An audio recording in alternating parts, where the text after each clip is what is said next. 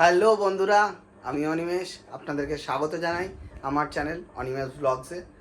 First time আমি কিছু একটা নতুন ট্রাই করেছি। আমার বাইকে মোটো ব্লগিং সেট আপ লাগিয়েছি, অর্থাৎ ইনস্টা 360 লাগিয়েছি বাইকের মধ্যে, একটা হেলমেটে লাগিয়ে সেটার উপরে আমি ভিডিও বানিয়েছি। ফার্স্ট টাইম লাগিয়েছি, আমি জানি না কেমন হয়েছে, ভালো হয়েছে খারাপ হয়েছে, যতটাই হয়েছে আমি মিনিমাম এডিট করে তোমাদের সামনে সেটা রিপ্রেজেন্ট করছি। তো তোমরা সকলে প্লিজ জানিও যে ভিডিওটা ওভারঅল কেমন হয়েছে। পছন্দ হলে লাইক করবে, শেয়ার করবে, সাবস্ক্রাইব করবে। Thank you all of you, good bye, tata.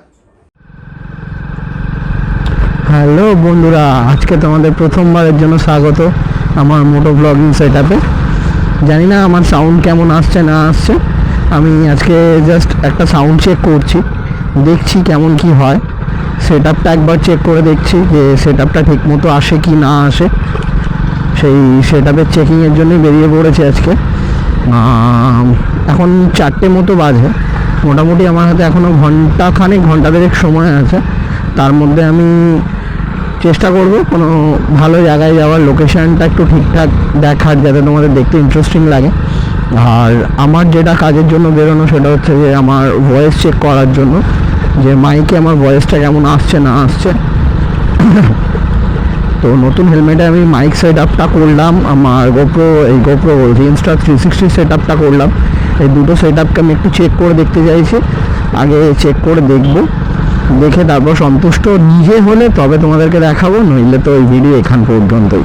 যাই হোক, আরে বাস সেরা ব্যাপার। আমার মনে হচ্ছে আমি ক্রসিংটা পেয়ে যাব, মনে হচ্ছে। দেখি, পেয়ে যদি যাই তো খুবই ভালো। হ্যাঁ, পেয়ে গেছি। তো ভাই সেরা।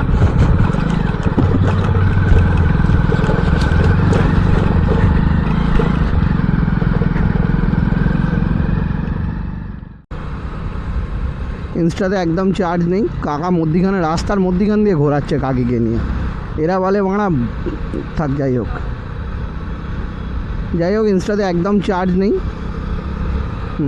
কারণ আজকে চার্জ কিছু দিইনি, মানে ভাবিনি যে আমি এটাকে আজকে ট্রাই করব বলে। তো ট্রাই করে দেখলাম, ওভারঅল খারাপ তো রেজাল্ট আসছে না। তো এই সামনাসামনি একটু লোকাল রাস্তায় মনসাতলা থেকে নিমদি গিয়ে এইটুকুর মধ্যে একবার দেখে নিচ্ছি। সরি, দুপুরে খাওয়া দাওয়াটা বেশি হয়ে, তারপর চাফা খেলাম। ওফ, যাচ্ছে তাই। এই কারণেই আমার অ্যাসিডিটি হয়।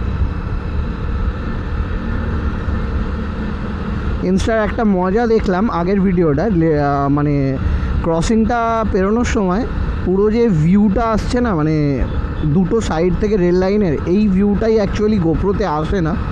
ওই কারণে আমি ইনস্টাটা চুজ করেছিলাম প্রথম, যখন আমি মানে ইনস্টা আর গোপ্রোর মধ্যে কোনটা কিনবো ভেবেছিলাম।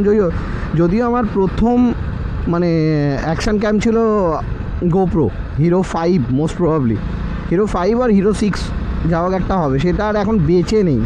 মানে তাতে কোনো কার্ড লাগালে সে রিড করতে পারে না, কেলিয়ে যায়, মানে এরকম একটা টাইপের।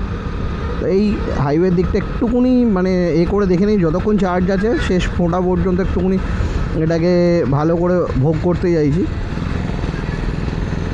ভোগ টোগ করে নিয়ে দেন তারপর আবার দোকানের দিকে চলে যাবো। ফার্স্টে বাড়ি গিয়ে সেট আপটা পুরো রেখে, কারণ একটু যত্ন করতে হবে। আমি না একদম যত্ন করতে পারি না জিনিসের।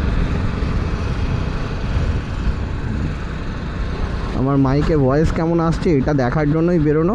তো ঠিক আছে, দেখি না কি আসে। তোমরা তো মতামত কিছু না কিছু তো দেবেই, সে খিস্তি হোক, ডিসলাইক হোক, হোয়াট এভার যাই হোক না কেন, কিছু না কিছু তো আমি পাবোই। সেটাই একবার দেখে নিই, তারপর যদি কিছু ইমপ্রুভমেন্ট করা যায় ডেফিনেটলি করব। আজকে জাস্ট ওভারঅল ওপর করে করা। যা, ক্রসিংটা ছেড়ে গেছে। ঠিক আছে, দেখি যদি পোঁত মাছিয়ে সাইড দিয়ে বেরোনো যায়। সিগন্যালটা ভাঙলাম টুক করে। অ্যাকচুয়ালি ওদিক দিয়ে ঢোকা উচিত নয়, আর এত বড় বাস তো, এ মারা দেখতে পাচ্ছে আমাকে।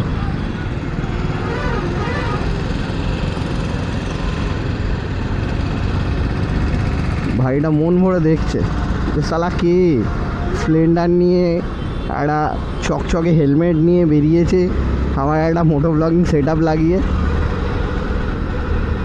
যাই হোক,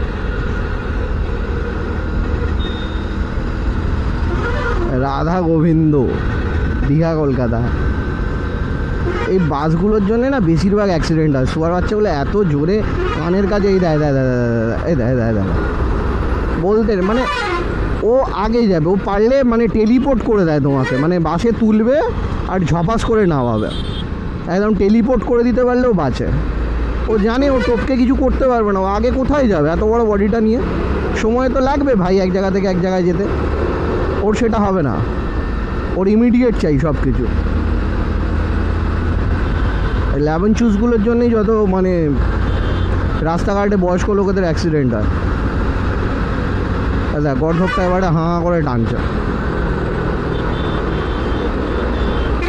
সে বলে না মানে এখানে ব্যাপারটা হয়ে গেছে সেই হাতি চলে বাজার কুত্তে ভকে হাজার, মানে ও হয়ে গেছে হাতি আর আমি হয়ে গেছি কুত্তা, মানে আমি তুমি হোয়াট এভার যেই পাশ মানে আশপাশ দিয়ে যাক না কেন তারা, ওর কোনো যায় আসে না। লাইফে এরকমই ব্যাপারটা দরকার যে কে কী বললো না বললো, কে কী করলো না করলো কোনো যায় আসে না। আমি আমার মতো যাবো, আমার যেখানটা কমফোর্টেবল হবে না আমি সেখানটা লোকের ওপরে অত্যাচার করে হলেও বেরিয়ে যাবো, আমার দেখার দরকার নেই কে বেঁচে আছে কে মরে যাচ্ছে কী হচ্ছে না হচ্ছে। না এতটা নিষ্ঠুর হওয়া যাবে না। যাই হোক, সাধারণভাবে থাকতে হবে, সাধারণভাবে চলতে হবে। ও হাইওয়েটা পুরো একদম মানে ওদের রাজত্ব। দেখো একটা দুটো আমার পাশে ঠিক ডান দিকে একটা যায়, তিনটে আমার পিছনে একটা আছে। এদের জন্য কি যাবো আর কি বাইক চালাবো, ভয় লাগে শালা হাইওয়েতে আসতে। দেখ না আবার একটা আসছে, চারটে। আরে ভাই যা না, গোটা দুনিয়া ফাঁকা পড়ে আছে।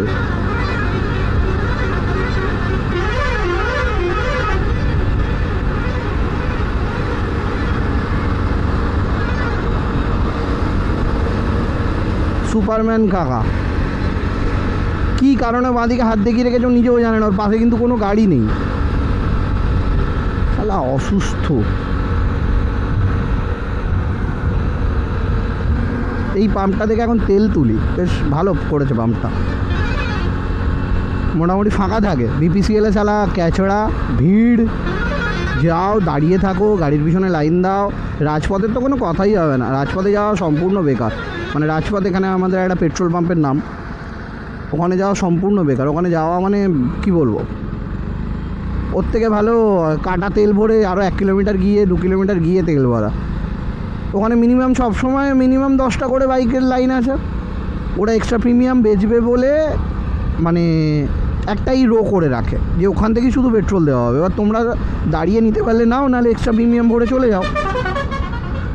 এমনি E20 হওয়ার পর থেকে হাফ গাড়ির তো বিন্ডি চটকে গেছে, আরও যাচ্ছে।